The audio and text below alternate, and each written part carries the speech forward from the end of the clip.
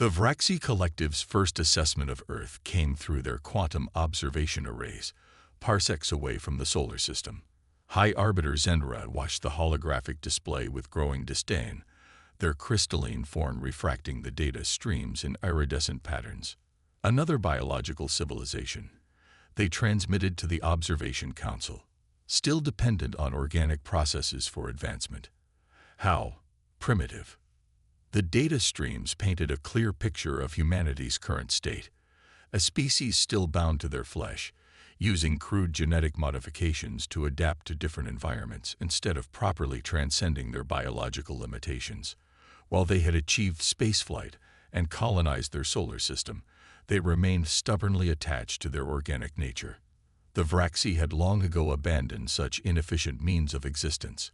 Their consciousness resided in crystalline matrices, their bodies were pure energy contained within geometric forms, and their civilization spanned thousands of star systems. They had achieved this by rejecting the slow crawl of biological evolution in favor of pure technological transcendence. Their primary research facilities still focus on biological adaptation. Sub-Arbiter Kylexi noted, their form pulsing with mild amusement. They modify their genetics to survive different gravities instead of simply uploading their consciousness to suitable synthetic forms. Fascinating, in a primitive sort of way.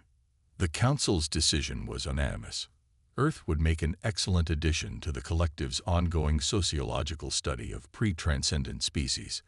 They would establish contact, demonstrate their superior technology, and document humanity's reaction to discovering they were several evolutionary steps behind the galaxy's dominant civilization.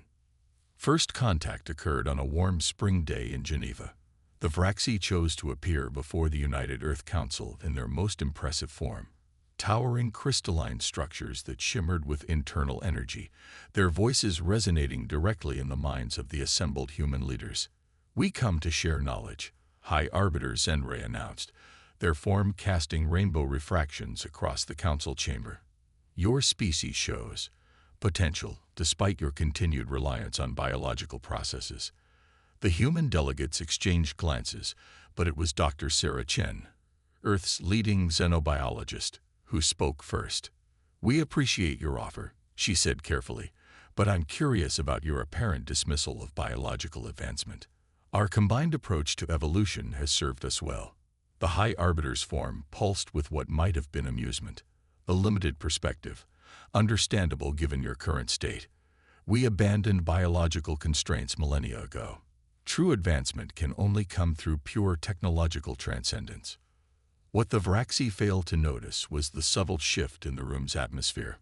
Where they expected awe and deference, they instead saw furrowed brows and thoughtful frowns. The humans weren't reacting with a proper reverence to their obvious superiority. "And you've completely abandoned biological research?" asked Dr. Chen, making notes on her quantum tablet. "No investigation into organic computing, biological energy matrices, synthetic organic hybrid systems. Such pursuits are beneath us," Sub-Arbiter Kylexi transmitted dismissively. "We have evolved beyond the need for organic components in any form." The human delegates continued their questions, each one revealing not the expected admiration for Vraxi advancement, but rather a growing skepticism about the wisdom of abandoning biological research entirely. The Vraxi, in their certainty of their own superiority, missed the significance of these reactions entirely. As the first contact meeting concluded, High Arbiter Zenra made what would later be recognized as a critical error. "We will establish an observation post in your system," they announced, "to study your transition away from biological dependence and toward true enlightenment." Dr. Chen smiled politely, but there was a glint in her eye that the Vraxi's advanced sensors failed to interpret correctly. "We look forward to learning from each other," she said, emphasizing the last two words in a way that went right over the Vraxi's crystalline forms. As the alien delegation departed, the human leaders gathered in an emergency session. The Vraxi's quantum surveillance systems recorded their discussions, but in their arrogance, they didn't bother to analyze them too deeply. After all, What could these biological beings possibly plan that would be of concern to such an advanced civilization? In their dismissal of all things biological, the Vraxi missed the subtle signs, the excited discussions among human scientists, the rapid exchange of research data, and most importantly, the spark of inspiration that lit up Dr. Chen's face as she began composing a proposal for a new research initiative. The Vraxi had made a fundamental mistake. They had revealed their blind spot to a species that specialized in finding and exploiting such weaknesses. Humanity didn't see their biological nature as a limitation to be transcended, but rather as a foundation to build upon. And now, thanks to the Vraxi's own arrogant dismissal, they knew exactly where to focus their efforts. The first phase of humanity's response to the Vraxi's condescension was about to begin, and the crystalline beings hadn't even realized they had started a race they might not be equipped to win. 6 months after first contact, the Vraxi observation post recorded an unusual surge of activity in Earth's research facilities. Their sensors detected increased energy consumption across multiple biological research stations, but they dismissed it as primitive inefficiency. After all, how much could biological research really achieve? Dr. Sarah Chen stood in the central chamber of the Darwin Omega complex, surrounded by holographic displays showing real-time genetic sequencing data. The massive underground facility, hidden beneath the Antarctic ice, had been running at full capacity since the Vraxi's arrival. "They've given us exactly what we needed," she told the assembled team of scientists from every nation on Earth. "Their dismissal of biological advancement means they've completely ignored its potential, and that's our advantage." The displays showed the fruit of their labor, a revolutionary fusion of organic and synthetic systems. While the Vraxi had abandoned biological research in favor of pure technology, humanity had continued pushing both frontiers simultaneously. Now, that dual approach was about to pay off. "Project Chimera is ready for the first trial," announced Dr. Marcus Wong, leading the synthetic biology division. The chamber's central containment field hummed to life, revealing what looked like ordinary human tissue. But this was far from ordinary. The tissue contained billions of engineered cells, each one a hybrid of organic and synthetic components. Unlike traditional cybernetics, which merely attached mechanical parts to biological systems, these cells represented a true fusion of both. Each cellular component could shift between organic and synthetic states, adapting to whatever form was most efficient for its current task. The Vraxi abandoned biological evolution because they saw it as inefficient, Dr. Chen explained, manipulating the holographic controls. But they never considered that biology itself could evolve beyond its original limitations. They chose transcendence. We chose synthesis. In the observation post orbiting Earth, the Vraxi noticed the energy signatures but misinterpreted their significance. Their reports back to the collective dismissed the activity as desperate attempts to improve their biological systems, rather than accepting the superior path of pure technological existence. High Arbiter Zenra, monitoring the situation personally, transmitted their assessment.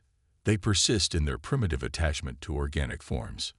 Perhaps they require a more direct demonstration of the benefits of transcendence.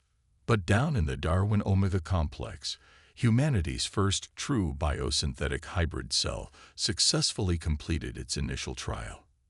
The cell demonstrated the ability to process information faster than any organic brain, while maintaining the adaptability and self-repair capabilities of biological systems. It was neither purely organic nor purely synthetic. It was something entirely new. "Look at these efficiency ratings," Dr. Wong said, his voice filled with excitement. "The hybrid cells are outperforming both traditional organic cells and synthetic processors in adaptive response tests. They're learning and evolving at unprecedented rates." The breakthrough was just the beginning. Within weeks, the research team had developed entire tissues composed of these hybrid cells. The applications were staggering. Neural networks that could match Vraxi processing speeds while retaining human creativity and intuition, immune systems that could adapt to any threat in real time, and cellular structures that could switch between organic and synthetic states as needed. The Vraxi see biology as a limitation, Dr. Chen told her team as they prepared to expand the project. But they forgot something crucial about biological systems. They adapt. And now we've given them the tools to adapt faster than ever. The Vraxi observation post recorded unusual changes in human physical readings, but their rigid categorization of biological versus synthetic signals meant their sensors failed to properly interpret what they were seeing. The human bodies they scanned didn't register as either purely organic or purely synthetic, confusing their detection systems. Meanwhile, humanity's research expanded rapidly. The success of Project Chimera led to new initiatives across every field of human endeavor. Scientists began developing hybrid systems for everything from space exploration to environmental restoration. Each new application demonstrated the power of combining biological adaptability with technological precision. Dr. Chen and her team worked tirelessly, pushing the boundaries of what was possible when you refused to accept artificial limitations between organic and synthetic advancement. The Vraxi had chosen to abandon their biological origins entirely, but humanity had chosen a different path, one that embraced the strengths of both worlds. As the first generation of hybrid systems proved successful, Dr. Chen couldn't help but smile at the irony.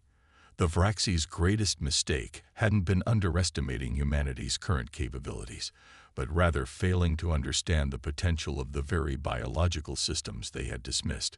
"Send the data to all research stations," she ordered, watching as the hybrid cells continued to evolve and adapt. "It's time to move to phase 2.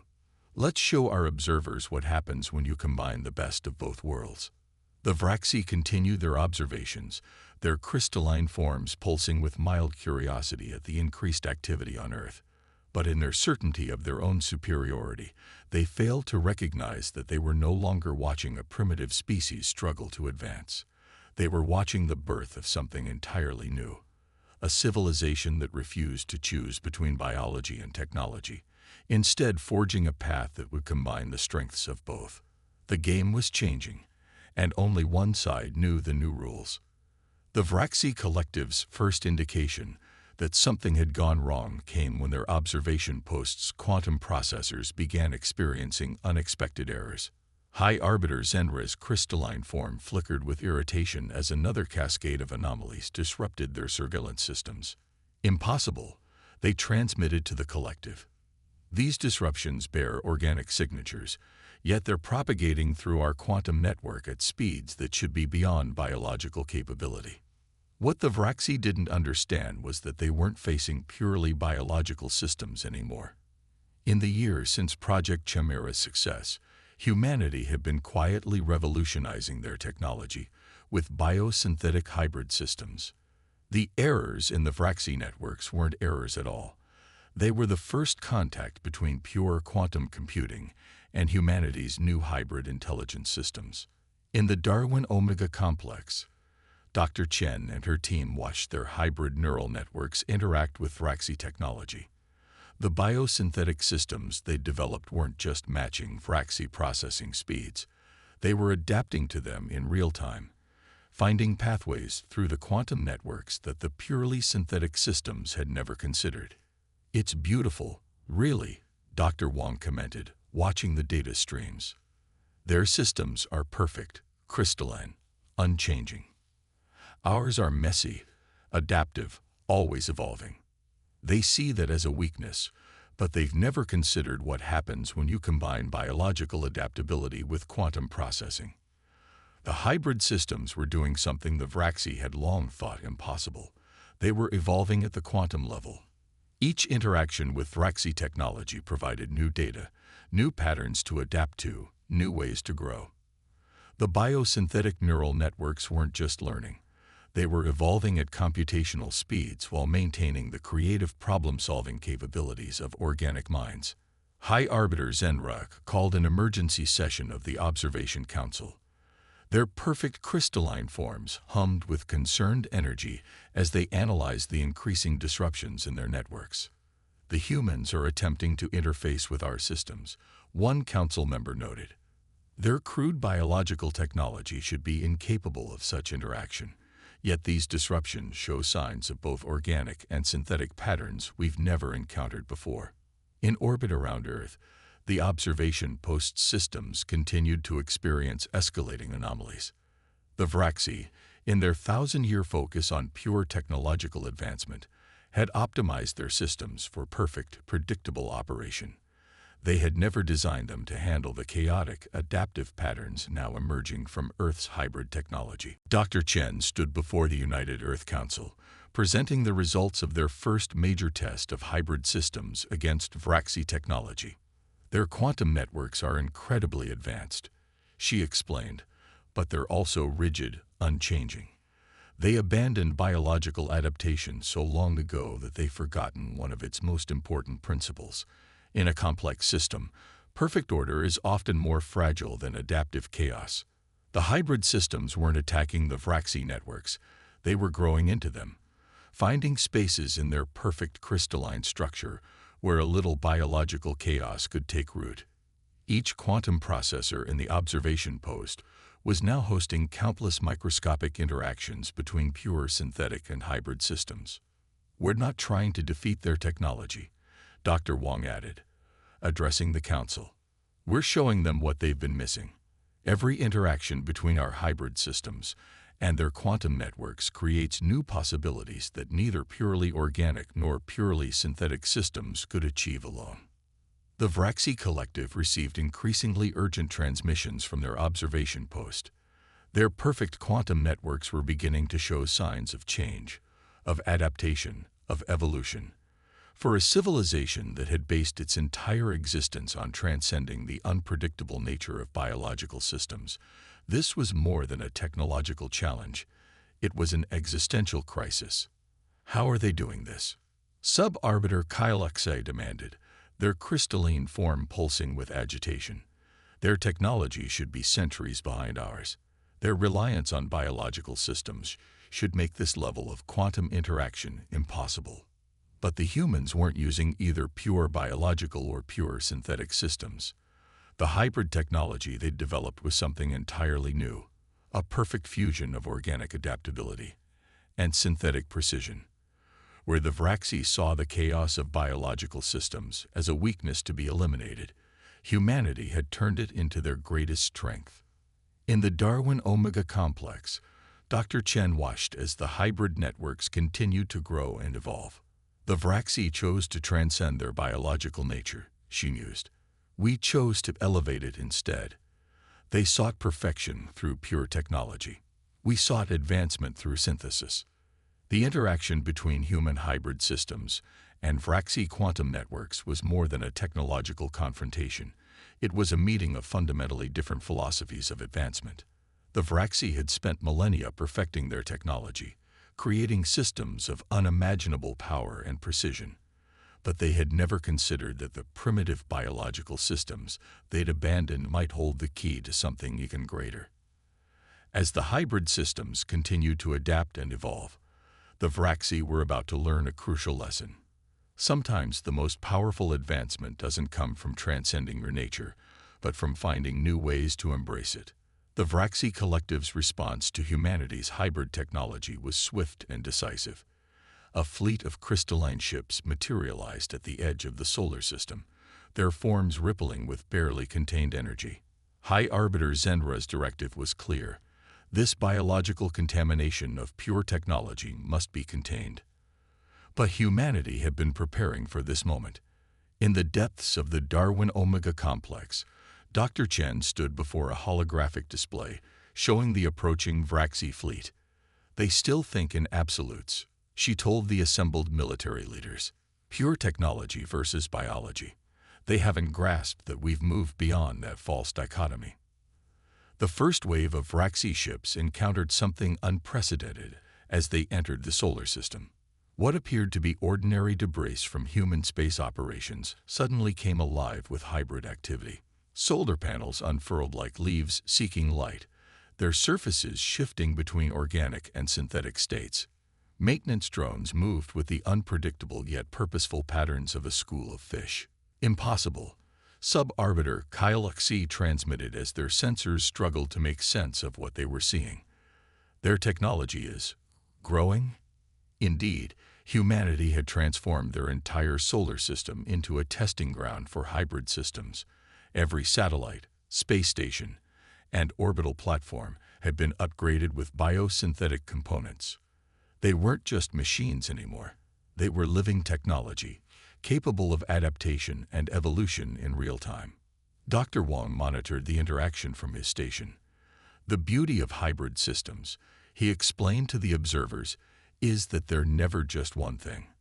They can be as rigid as pure technology when needed, or as fluid as biological systems when that's more advantageous. The Vraxi ships attempted to establish quantum control over human systems, just as they had done with countless other civilizations.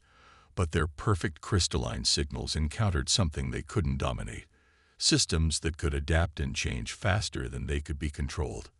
In orbit around Mars, a human research station demonstrated the true power of hybrid technology. As Vraxi energy weapons struck its shields, the station's defensive systems didn't just absorb the attack, they learned from it. The biosynthetic shields began replicating the energy patterns, growing stronger with each blast. They see our biological components as a weakness, Dr. Chen observed, watching the data streams. They don't understand that we've turned adaptation itself into a weapon. Every attack they launch teaches our systems how to be better. The Vraxi fleet's perfect formation began to falter as their weapons proved increasingly ineffective. Their quantum communications, designed for perfect clarity, became cluttered with organic synthetic feedback loops they couldn't filter out. The hybrid systems weren't just defending. They were evolving countermeasures in real time. High Arbiter Zendra's crystalline form pulsed with growing concern. This is not possible, they transmitted to the collective. They are using our own energy against us, but in ways that defy our understanding of physics. But that was exactly what humanity had achieved. By combining biological adaptation with synthetic precision, they had created systems that could operate beyond the normal rules of either. Each hybrid component could shift between states, finding optimal configurations that pure technology or pure biology could never achieve alone. In the Darwin Omega complex, Dr. Chen initiated the final phase of their defense. "Launch the seed ships," she commanded. The hybrid vessels emerged from hidden bases across the solar system, their hulls rippling with biosynthetic activity. They weren't just ships, they were living laboratories, each one capable of generating new hybrid solutions in response to any threat. The Vraxi watched in growing alarm as their perfect technology encountered something they had never prepared for: systems that could think, adapt, and evolve at quantum speeds while maintaining the unpredictable creativity of biological life. Their sensors, designed to categorize everything as either organic or synthetic, failed to properly track enemies that could be both or neither at any given moment. They must be stopped, High Arbiter Zenra declared, their form flickering with determination. This combination of biology and technology is an aberration. But as their fleet pressed forward, they encountered more and more evidence that humanity's approach wasn't an aberration. It was an evolution. The hybrid systems protecting Earth weren't just defending against Vraxi technology. They were learning from it, incorporating useful elements while discarding inefficiencies. Dr. Wong's voice carried a note of wonder as he monitored the data. Every interaction between our hybrid systems and their pure technology creates new possibilities. We're not just surviving their attacks. We're growing stronger because of them. The Vraxi fleet found itself in an unprecedented situation. Their superior technology, perfected over millennia, was being matched and even exceeded by systems that could adapt and evolve in real time. The perfect crystalline order they had worked so hard to achieve was being outmaneuvered by controlled chaos. As the confrontation reached its peak, humanity prepared to demonstrate that their hybrid approach wasn't just a defensive strategy. It was the key to advancement that the Vraxi had been missing all along. The moment of truth came not with a grand battle, but with a simple demonstration. As the Vraxi fleet held position at the edge of Earth's defensive sphere, their sensors detected something extraordinary. The hybrid systems protecting Earth weren't just defending. They were offering to connect. High Arbiter Zenra received the transmission directly from Dr. Chen, standing in the Darwin Omega complex. "You sought to transcend biology." Her voice carried across the quantum link. "We chose to elevate it instead. Perhaps it's time you saw what you've been missing." The connection that followed changed everything. Through the hybrid neural networks humanity had developed, the Vraxi experienced something they had forgotten millennia ago: the power of adaptive, living systems working in harmony with advanced technology. "Impossible," Zenray transmitted, their crystalline form resonating with new frequencies as they processed the data. "Your hybrid systems, they're not just matching our quantum processing speeds. They're exceeding them in ways we never imagined." Dr. Wong monitored the exchange from his station. "That's the beauty of it," he explained through the link. "Pure technology can only advance through deliberate upgrades. Pure biology can only evolve through generations. But hybrid systems, they can do both, simultaneously, at any scale." The demonstration unfolded across multiple domains. Hybrid processors showed how they could adapt to new problems in real time, combining the speed of quantum computing with the creative problem-solving of biological systems. Biosynthetic materials demonstrated self-repair capabilities that made pure technology seem rigid and limited in comparison. "We didn't reject either path," Dr. Chen continued. "We found a way to walk both simultaneously. Every strength of technology, enhanced by the adaptability of life. Every biological limitation, overcome through synthetic augmentation." The Vraxi collective's response rippled through their fleet like a wave through crystal. Their perfect, unchanging forms began to pulse with new possibilities. They had spent millennia pursuing technological transcendence, only to discover that true advancement lay not in rejecting their origins, but in finding new ways to embrace them. Sub-Arbiter Kylexi was the first to understand. "We thought we had reached the peak of evolution by abandoning biology entirely," they transmitted. "But you've shown us that we merely trapped ourselves in a crystalline cage of our own making." The implications were staggering.